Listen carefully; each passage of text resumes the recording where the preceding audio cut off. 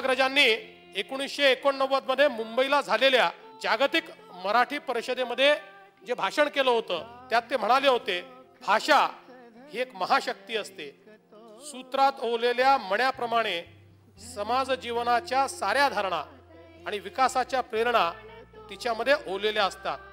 भाषा ही केवळ भाषा नसते, तो संस्कृतीचा आरसा असतो. एखाद्या समाजाची अस्मिता, एखाद्या राष्ट्राची अस्मिता ही जर संपवायची असेल तर त्याची संस्कृती संपवावी लागते, आणि एखादी संस्कृती जर संपवायची असेल तर तिथली भाषा संपवावी लागते. मराठी भाषा जी आहे भारतामध्ये सर्वाधिक बोलल्या जाणाऱ्या भाषांमध्ये आज 3ऱ्या क्रमांकाची आणि जगामध्ये सर्वाधिक बोलल्या जाणाऱ्या भाषांमध्ये 10व्या क्रमांकाची भाषा ही आपली मराठी भाषा आहे.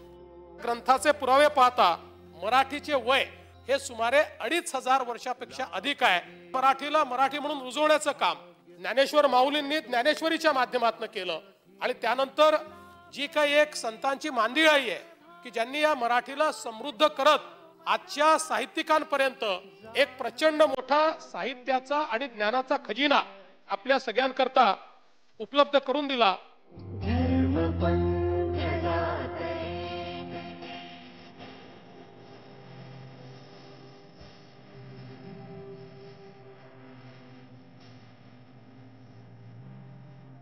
मराठी भाषा दिनाच्या सर्वांना खूप खूप शुभेच्छा.